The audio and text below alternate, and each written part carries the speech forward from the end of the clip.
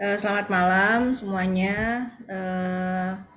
Mata kuliah ini Bu Yuni rekam sehingga nanti kalian semua bisa melihat ulang rekaman ini dalam format YouTube channel terbatas, ya.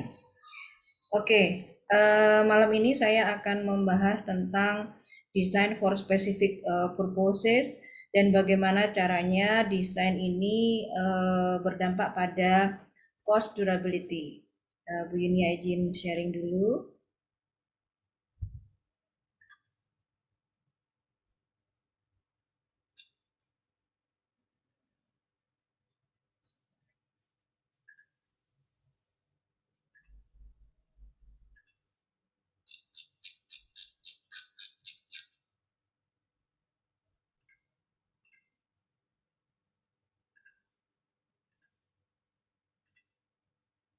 Oke, apakah di layar sudah tampak website Creative Mechanism? Sudah, Bu. Ya, Bu. Ini saya taruh di chat ya, jadi kalian bisa mempelajari lagi apa itu Creative Mechanism. Sebentar saya. Oke, nanti ya. Ini kok saya nggak bisa buka chatnya. Oke, sebentar. Oke, ya. Baik, nanti saya akan share. Oke, jadi di blog ini dia membahas tentang aneka macam desain for X. Jadi X ini ada yang mengatakan bahwa X itu adalah X for excellences. Ada juga X itu singkatan dari X for specific purposes. Jadi kita ambil dulu yang pemahaman design for excellences. Jadi di FX itu dikenal dengan design for X, design for excellences. Ada banyak hal. Jadi ada design for manufacturing. Jadi bagaimana kita mendesain itu supaya manufakturnya ini mudah. Mesin-mesinnya ini juga misalnya terbatas. Bagaimana caranya kita desain dengan mesin yang ada, tidak harus invest mesin yang baru. Kemudian bagaimana kita mendesain make or buy analisis, mana yang lebih murah kita membuat atau kita membeli. Dan ada design for logistik, jadi bagaimana sebentar ya, tolong ini kita mohon di mute ya, terima kasih. Jadi design for logistik saat ini commerce semakin marak ya, penjualan online itu semakin marak, sehingga logistik ini tidak hanya dimulai dari produk jadi saja, tetapi bagaimana logistik sejak penerapan bahan mentah misalnya, kemudian proses produksi, supplier, kemudian sampai ke konsumen. Jadi kalau kalian melihat desain for logistik ini, salah satu contoh yang bagus adalah baju dengan merek Uniqlo. Jadi Uniqlo ini adalah merek fashion yang dari Jepang ya. Namun dia selama pandemi ini ya terdampak, tetapi karena dia memang platformnya adalah platform sebagian besar di daring, kemudian dia menerapkan desain for logistik. Sehingga pada saat terjadi pembatasan skala besar, logistik yang ada di titik-titik yang disiapkan oleh Uniqlo ini masih aman, masih stabil. Berbeda apabila kita sebut saja brand-brand yang lain, misalnya Muji misalnya ya, karena dia adalah salah satu brand yang ada di Paris gitu, kemudian productionnya memang ada tersentral, sehingga pada saat terjadi pandemi logistiknya tidak bisa terdistribusi dengan baik, meskipun dia bisa menjual online tetapi tidak bisa jalan karena pesawatnya juga nggak bisa terbang. Nah akhirnya di berdampak pada sustainabilitas bisnis dan dia menyatakan bangkrut di tahun 2021 akhir. Nah, eh, apa sebenarnya kalau kita merancang sebuah produk ini tidak hanya menggambar gitu ya, tidak hanya bagus-bagusan, tetapi sebenarnya apakah ada dampaknya kepada logistik, ada dampaknya kepada kos, biaya, ada dampaknya pada assembly gitu ya, ada dampaknya pada pabrik, manufaktur, ada dampaknya juga pada reliability atau keawetan barang, serviceability dan repairability. Jadi sebuah produk apabila dia dirancang untuk berumur lebih panjang, maka dia juga akan dirancang bagaimana modul-modul yang ada di dalam produk itu, komponen-komponen yang ada di dalam produk itu tidak hanya after sales-nya yang lengkap, tetapi dia juga mudah untuk dilepas dan dipasang kembali, ya. Kemudian di sini dia membahas tentang design for assembly. Jadi yang namanya design for assembly itu, yang namanya assembly itu kan ada satu workstation ke workstation yang lain, gitu ya. Sedangkan assembly ini juga dipengaruhi oleh waktu produksi. Nah, pada saat kita bicara tentang design for assembly, nilai optimum yang harus dicapai adalah tidak hanya cost tetapi lack of assembly. Jadi semakin sedikit titik assembly yang dipergunakan, maka dia akan semakin optimal. Semakin cepat proses assembly yang dipergunakan, maka dia akan semakin baik. Jadi mana yang lebih bagus, misalnya sebuah kipas angin atau apa yang menggunakan sambungan skrup, ataukah kita gunakan sambungan yang lain, misalnya menggunakan bracket atau menggunakan clip on dan seterusnya. Mana assembly-nya yang lebih mudah dan lebih murah. Kemudian design for assembly ini juga harus mempertimbangkan apabila dia di assembly atau diekspor ke suatu negara gitu ya, kemudian di negara itu dia harus di-assembling atau proses perakitan, maka design for assembly ini karena jauh dari produsen harus dipahami oleh negara tujuan begitu. Jadi itu adalah fungsi dari design for assembly. Kemudian kita bicara juga design for cost. Desain for cost adalah desain yang mempertimbangkan biaya-biaya. Nah, semua desain ini, semua yang ada di teknik industri ini kan ujung-ujungnya adalah pertimbangan biaya gitu ya. Jadi bagaimana caranya kita bisa mendapatkan biaya yang optimal. Jadi misalnya mengurangi jumlah komponen, kemudian mengurangi jumlah sambungan begitu ya di dalam proses desain. Karena apa? Karena kalau misalnya kita menggunakan misalnya tadi sambungan skrup atau clip on. Skrup itu sepertinya murah ya, tetapi kalau kita tarik lagi, skrup ini ada produsennya sendiri. Kemudian yang kedua, pada saat kita ada pemasangan atau kita melepas skrup, itu kita membutuhkan energi. Artinya kita butuh bor di sana. Kita harus pasang dan kita juga harus memutar gitu untuk melepas bor tersebut. Dan itu juga biaya. Biaya tukangnya, biaya listriknya, dan biaya bornya seperti itu. Kemudian bagaimana desain for cost ini menggunakan penerapan modularisasi.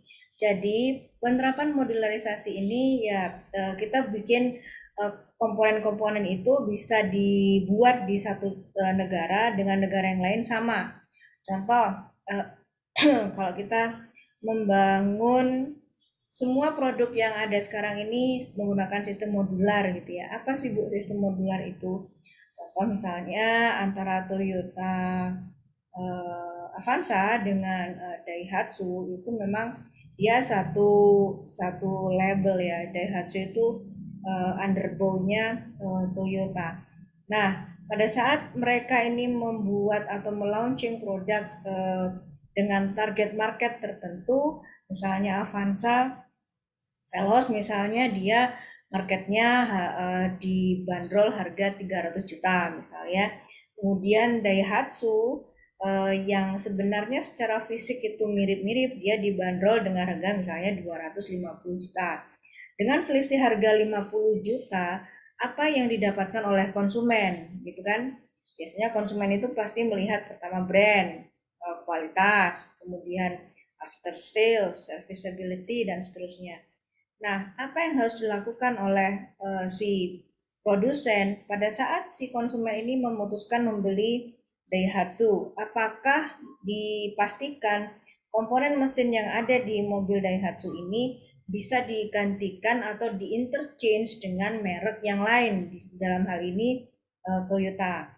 Nah, demikian juga sebaliknya, sehingga fokus dari modularisasi ini idenya adalah bagaimana caranya produk ini somewhat harus di interchange, harus bisa di substitute, harus mudah dicari komponen replacementnya, sehingga kita membutuhkan standardized size dan dimension, baik itu untuk komponen, sasis, dan seterusnya. Jadi itu adalah konsep dari modularisasi. Kemudian parallel processing. Jadi di sini tujuannya adalah untuk meminimalkan bottleneck. Jadi jangan sampai dalam satu workstation dia itu numpuk dari beberapa workstation yang lain. Misal tadi yang bagian scrub tadi kan butuh agak lama. Nah, jadi di sana akan terjadi bottleneck karena dia membutuhkan untuk lepas pasang sebuah produk. Nah, di sini pada bagian tersebut harus ada yang namanya parallel processing untuk manufakturnya. Jadi di sini desain for cost ini ada hubungannya juga dengan tata letak fasilitas. Jadi dalam TI tidak bisa kita parsial, tetapi ada koneksitas antara desain, manufaktur, fasilitas, supplier, dan seterusnya. Kemudian desain for logistik. Nah, desain for logistik di dalam desain itu tidak lepas dari rantai pasok. Tadi Bu Ina sudah katakan bahwa desain for logistik ini tadi Bu Ina contohkan adalah Uniqlo, dia bisa bertahan. Apakah hanya Uniqlo saja? Oh tidak. Jadi pada saat kalian melihat apa namanya produk motor misalnya ya, atau produk sepeda tel gitu ya. Pada saat kita mengekspor atau mengirim sepeda ini dari satu titik ke titik yang lain, sepeda ini akan diprotoli gitu kan, diprotoli, kemudian ditaruh di kemasan gitu, di packagingnya, kemudian nanti kalau sudah sampai di destinasinya, dia akan di assembly lagi. Nah, Bu, apa bedanya sama design for assembly? Design for assembly itu adalah fokus pada kemudahan assembly-nya, kemudahan pada titik-titik assembly proses perakitannya. Sedangkan desain for logistik ini kita fokus pada bagaimana kita menyiapkan logistiknya. Ya, pada saat si sepeda tadi itu diprotolin, nah kita harus merancang bagaimana dia dikemas begitu di dalam satu box. Box itu bisa kita katakan ada outer zipper, ada inner zipper. Kalau outer zipper tuh box yang lebih gede, terdiri dari beberapa inner zipper. Nah, misalnya si sepeda ini tadi ternyata dimensinya ya, dimensinya di dalam kemasan itu, pengiriman itu kalau di logistik mudahnya kita bagi dua, berdasarkan volume dan berdasarkan dari weight atau berat gitu ya. Nah, kalau kita berdasarkan volume, maka volumenya adalah panjang, lebar, tinggi kan begitu ya. Nah, pada saat kita mencoba untuk meminimalkan biaya logistik ini, kotaknya kan harus sekecil mungkin ya, sefirm mungkin gitu ya, sehingga kita bisa mengirimkan semaksimal mungkin dalam satu kontainer, dalam satu outer shipper, sehingga kalau kita bicara desain for logistik itu harus mudah dalam packaging dan harus mudah dalam transportasi. Jadi kalau misalnya kita kirim si sepeda tadi dalam mobil box, kalau mau boxnya maaf, kalau inner shippernya itu terlalu besar, maka dalam satu mobil box ya mungkin hanya ada sekitar 50 sampai 100 sepeda. Tapi kalau misalnya dia bisa dikecilkan lebarnya, tingginya, kemudian panjangnya, nah bisa dioptimalkan lebih dari 100 sepeda seperti itu, sehingga dalam satu kali kirim itu volumenya atau unit yang dikirim lebih banyak. Kemudian desain for logistik ini juga tergantung dari modularity. Nah, tadi Bu Yunya katakan bahwa contohnya adalah skrup sama yang namanya clip on gitu ya. Kalau misalnya menggunakan skrup, apakah kita yakin skrup yang diproduksi di Indonesia dengan skrup yang diproduksi di Ukraina misalnya ya itu sama gitu. Nah kalau sama ya nggak ada masalah lah. Yang menjadi masalah adalah pada saat tidak tersedia skrup yang sama. Nah itu menjadi problem. Jadi sehingga di sini kita melihat harus lihat dulu si sambungannya ini harus sama antar divisi gitu ya, antar channel gitu. Jadi pada saat kita mengekspor atau kita melakukan impor, kita bisa memastikan bahwa same fastener we have antara eksportir dan importir, antara buyer dengan user. Kemudian kita gunakan parallel processing. Tadi parallel processing itu tujuannya adalah supaya tidak terjadi bottleneck. Dan kita saat ini sangat concern pada ketepatan waktu. Kalau jangankan kita ketepatan waktu dalam industri besar, kalau kita beli di e-commerce saja, di situ ditulis akan datang tanggal 10 Mei gitu ya. 10 Mei nggak datang, kita sudah langsung komplain, masukkan ke dalam online product review, masukkan beri bintang 1, dan itu menjadi presiden dan kinerja buruk untuk toko online tersebut, apalagi untuk industri yang besar, sehingga ketepatan waktu, parallel processing ini menjadi sangat penting untuk sebuah proses produksi yang dipengaruhi oleh desain. Kemudian design for manufacturability atau design for M. Design for M ini adalah bagaimana caranya kita mudah di dalam manufaktur. Jadi di sini gimana caranya injection molding untuk meminimasi defect gitu ya, meminimalkan kesalahan produk sehingga dia di dalam manufakturnya bisa lebih mudah. Kita coba di sini sepertinya bisa nyala nih videonya.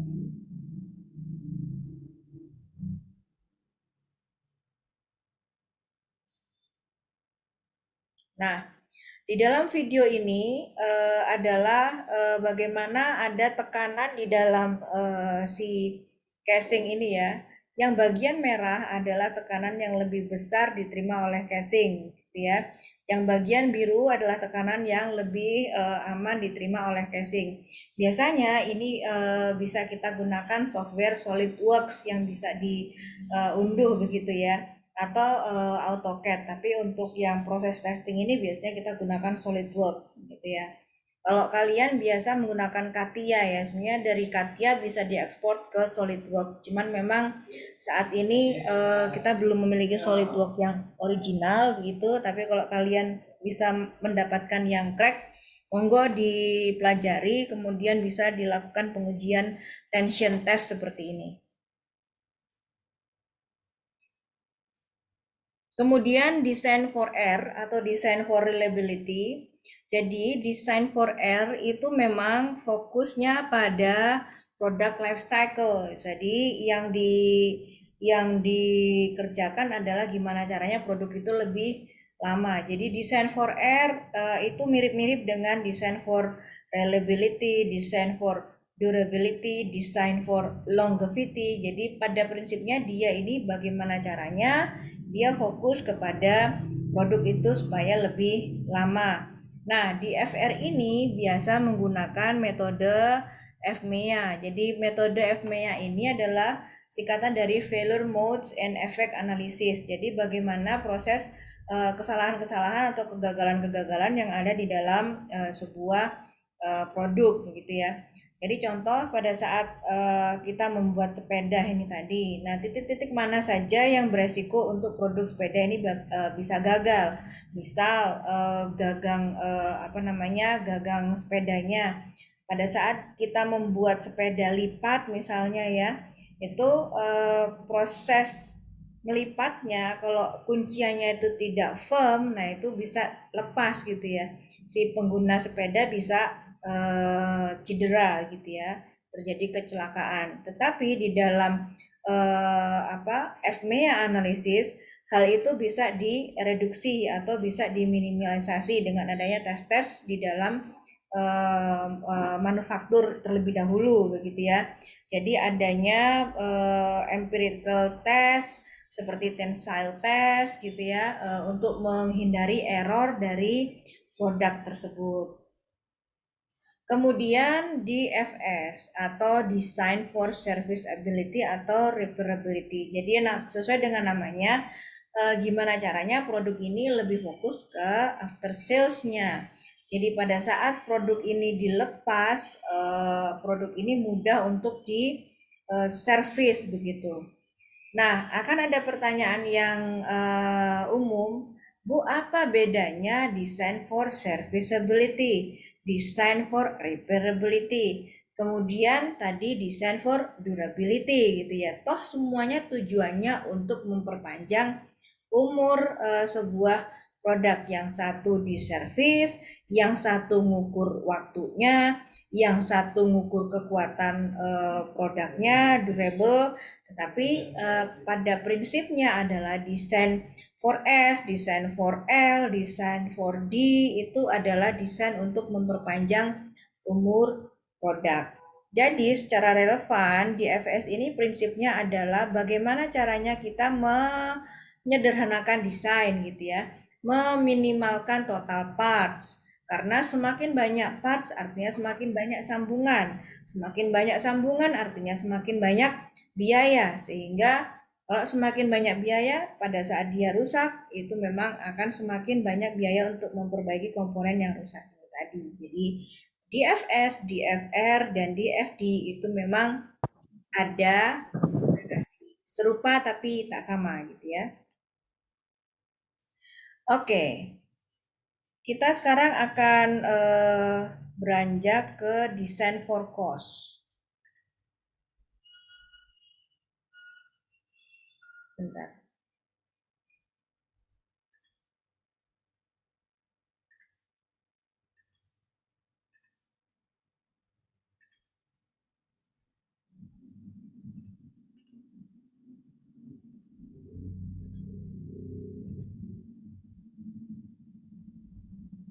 Oke.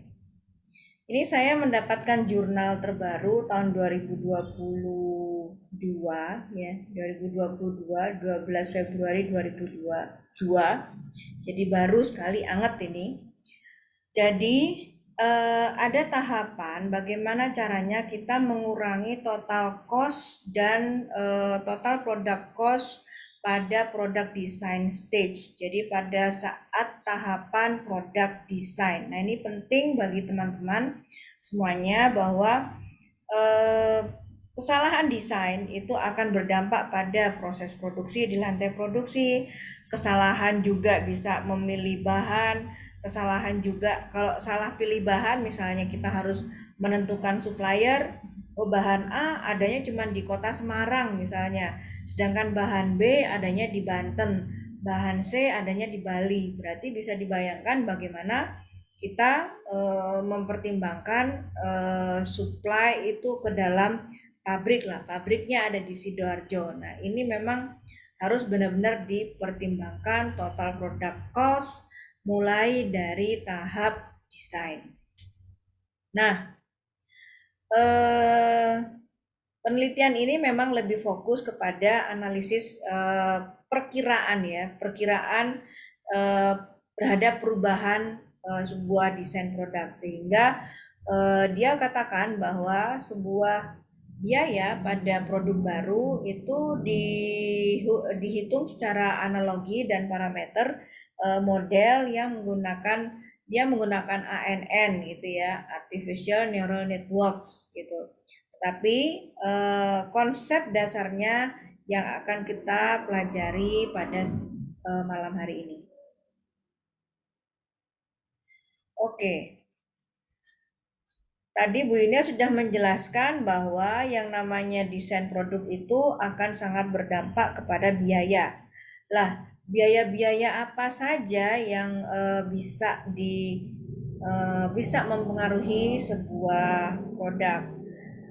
Di sini kita bisa melihat bahwa biaya-biaya ini terdiri dari biaya kompleksitas sebuah produk, kemudian biaya dari initial engineering yang dibutuhkan. Jadi apakah itu bahan bakunya dibeli di mana, komponennya beli di mana, bagaimana dia proses rakitnya di dalam pabrik dan seterusnya, dan bagaimana diversity dari engineer-nya, dan seterusnya dan seterusnya. Jadi intinya kompleksitas sebuah produk ini berpengaruh juga kepada cost, gitu ya.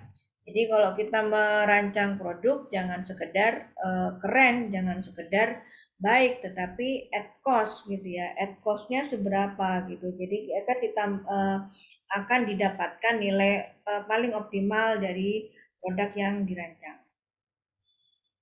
Nah, beberapa metode konsep basic product itu bisa berdasarkan matrik based method, misalnya QFD, Quality Function Deployment, kemudian Design Structure Method, kemudian ada menggunakan komputer misalnya genetik algoritma gitu ya.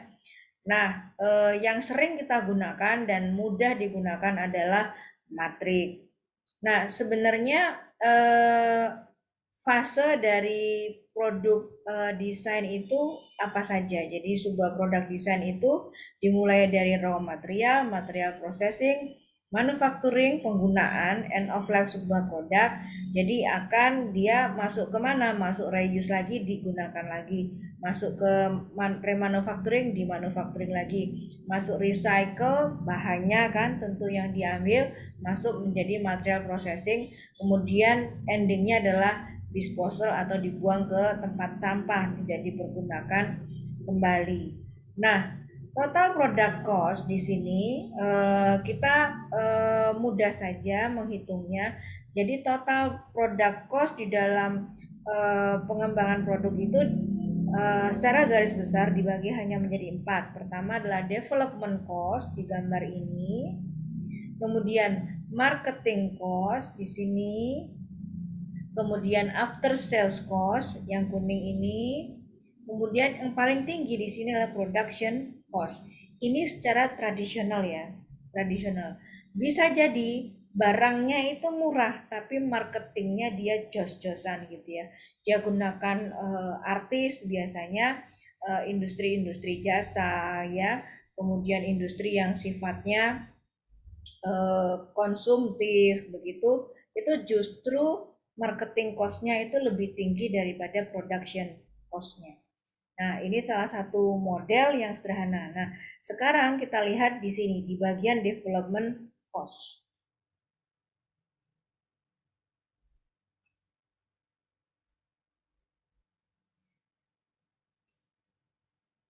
Oke, di dalam untuk mengurangi total product cost di dalam new product development project, maka kita harus mencari betul potensial cost yang mendrive ya, drive menyebabkan barang itu ada potensi untuk apa namanya menimbulkan biaya. Jadi cost drive istilahnya ya, cost driver. Jadi kita bagi menjadi 3 set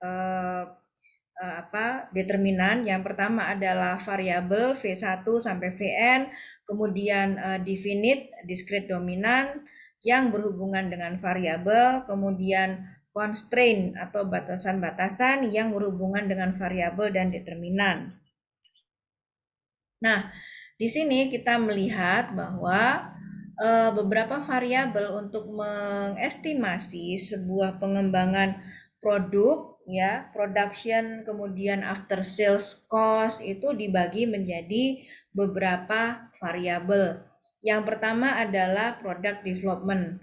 Ignore pound sterlingnya ya. Jadi bisa dalam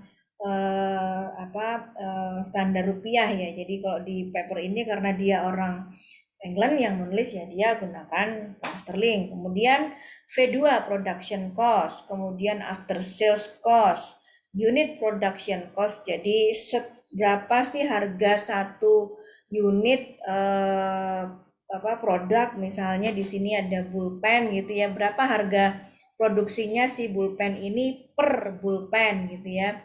Kemudian jumlah pegawai yang dilibatkan dalam pengembangan produk dan prototype test. Nah, ini yang sering dilupakan oleh industri IKM dan UKM di Indonesia. Biasanya kalau kita mengembangkan produk itu kita ignore, kita bikin-bikin sendiri, kita misalnya salah ya dipakai-pakai sendiri, tapi kita lupa bahwa pada saat kita develop produk itu kan butuh bahan, butuh ongkos tukang gitu ya, butuh waktu. Nah, itu yang tidak dipertimbangkan di dalam product development cost. Jadi di V5 ini banyak yang loss di industri manufaktur di Indonesia. Kemudian lama pengembangan produk. Nah, umumnya lama pengembangan produk itu in months gitu ya. Tetapi tidak semua produk itu bisa dikembangkan in months, even in days gitu ya. Beberapa produk yang berumur pendek dia harus dikembangkan dalam satuan hari. Nah, kalau dikembangkan dalam satuan hari, dampaknya adalah pada supplier, material dan seterusnya. Kemudian berapa kali sih prototipe itu diuji coba gitu ya. Pada saat Alexander Graham Bell zaman dulu itu ya dia mencoba sebuah produk telepon gitu, ada berapa prototipe yang sudah dia ledakkan gitu nggak sengaja gitu ya. Pada saat Tesla ini dibuat gitu, ada berapa komponen yang juga meledak pada saat itu diuji coba. Nah, jumlah prototipe yang diuji coba dan harganya itu juga harus dipertimbangkan ke dalam cost. Kemudian V8 adalah jumlah komponen. Seperti tadi Bu Yunia sudah sempat menjelaskan bagaimana dengan jumlah komponen. Intinya semakin sedikit komponen dia cost-nya yang dibutuhkan untuk production, untuk assembly, untuk reliability, untuk durability juga semakin sedikit. Kemudian jumlah bahan yang digunakan. Nah, ini penting teman-teman ya. Pada saat kita menggunakan bahan satu produk, kita gunakan beberapa jenis bahan, artinya bahan ini harus compact dengan bahan yang lain gitu ya. Jadi misalnya antara cat tembok dengan lem itu kadang-kadang susah untuk menempel. Nah, sama seperti itu harusnya di dalam satu produk ini harus dicek dulu penggunaan bahan satu dengan yang lain cocok apa enggak. Kalau tidak cocok dampaknya kan bisa contoh ada kecelakaan di tol Surabaya Malang itu ada kebakaran bis ya, kebakaran bis hanya gara-gara ada penumpang yang ngecas di bis, yang dicas itu adalah power bank begitu ya. Jadi apakah ada kesalahan di bisnya, kesalahan cacat produk power banknya, atau kesalahan usernya? Ya, dari sini memang harus dipertimbangkan matang-matang. Cuman kalau di Indonesia brand brand itu tanggung jawabnya kurang ya. Jadi kalau sudah dibeli ya udah seluruh tanggung jawab dipindah tangankan ke konsumen. Sebenarnya tidak begitu. Yang benar produsen juga harus tetap menjaga produknya gitu meskipun sudah jatuh ke tangan konsumen. Kemudian V10 ini adalah waktu yang dibutuhkan untuk manufaktur sebuah produk baru. Jadi waktu total mulai dari bahan mentah sampai dia itu dikemas tuh butuh berapa menit gitu ya. Kemudian setup time. Nah, setup time atau job preparation ini seringkali diabaikan begitu ya. Seringkali diabaikan. Jadi contoh misalnya setup time untuk mesin bubut gitu ya. Jadi mesin bubut ini kerjanya 8 jam sehari gitu ya. Tetapi setup time-nya kalian nyiapkan mesin bubutnya, kalian manasi mesinnya, kalian ngasih oli gitu kan pada mesin itu nggak dihitung gitu ya. Padahal itu juga waktu dan itu juga energi. Nah, ini tolong jangan dihilangkan, tetap harus dihitung gitu. Beberapa waktu lalu bimbingan saya dari PT KAI itu juga sama, tidak menghitung waktu pemanasan kereta gitu ya. Berapa lama mesin kereta api ini dipanaskan? Standarnya berapa lama? Untuk perjalanan berapa jauh? Untuk mesin lokomotif berapa? Untuk tarikan gerbong berapa? Nah, itu setup time-nya itu tidak diperhitungkan. Kemudian V12. V12 ini adalah jumlah workstation dari assembly. Tadi Bu Inia sudah jelaskan sedikit bagaimana caranya design for assembly. Jadi even satu komponen itu diassembly di satu workstation, pindah ke workstation kedua, pindah ke workstation ketiga, jangan sampai terjadi bottleneck gitu ya. Itu adalah number of workplace gitu. Sampai dengan di sini density of material. Nah, density of material ini biasanya kita gunakan gimana sih sebenarnya apa namanya ketersediaan bahan ini. Tadi Bu Ine bilang kalau satu produk itu bahan bakunya ada yang dari Semarang, ada yang dari Banten, ada yang dari Bali, kemudian pabriknya ada di Sidoarjo gitu ya. Ya itu juga harus dipertimbangkan biayanya. Butuhnya cuman 1 kuintal, tapi kita nyewa truk untuk satu satu bak besar lah. Itu kan boros di biaya pengiriman. Nah, itu tolong itu jangan membeli bahan itu gitu ya. Cari bahan substitut lain yang variabelnya memenuhi, cost-nya juga memenuhi. Kemudian di sini ada material cost, labor cost, tukangnya, energi cost, PLN-nya, BBM-nya dan seterusnya, overhead cost gitu. Jadi biaya perkiraan yang loss gitu ya. Contoh ya, misalnya kalian mau jual power bank gitu. Ternyata power banknya itu yang diizinkan hanya 20.000 mAh.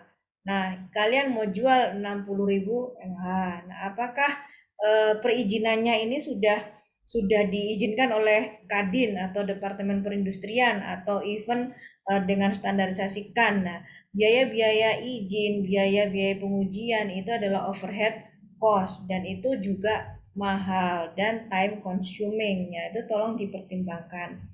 Kemudian warranty cost ya, warranty cost itu misalnya tadi ada produk untuk power bank tadi. Nah, tadi yang di tol Surabaya Malang dia terjadi kecelakaan gitu ya, meledak lah. Yang salah ini siapa? Orangnya, bisnya, atau produsen si power banknya itu tadi. Warantinya berapa? Apabila dia dicas misalnya dia satuannya 10.000 mAh, kemudian dipaksakan untuk bekerja di atas itu ya. Jadi meledak, berarti yang salah adalah usernya atau konsumennya, atau dia sebenarnya butuh 20.000 mAh tapi di bisnya itu nggak bisa mensuplai sesuai dengan kebutuhan yang terjadi ledakan gitu ya.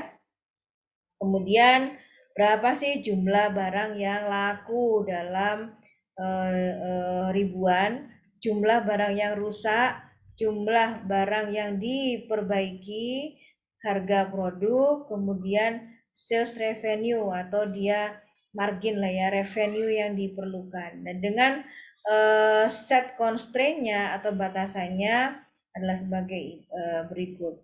Nah, sehingga di dalam perhitungannya yang dibutuhkan adalah bagaimana kita bisa mendapatkan biaya yang teroptimal. Jadi di sini fiturnya adalah jumlah komponen, product size, product weight, material consumption. Di sini ada kesamaan produknya, harga untuk new product development cost di dalam ribuan, bahan, production, energi, overhead di sini harus dihitung dengan detail begitu ya. Nah, kemudian untuk mendapatkan nilai yang baik, maka kita membutuhkan sensitivity analysis begitu ya. Nah, sehingga product price di sini mencapai 41%, sales volume-nya 29%, material cost-nya 27%, labor cost 16%, new product cost-nya 10%, warranty 7%, energi cost 3%. Jadi di sini adalah chart untuk new product value sebuah produk baru ya. Jadi itu yang Bu Yunia jelaskan pada malam hari ini. Mungkin ada yang mau disampaikan atau didiskusikan, dipersilahkan.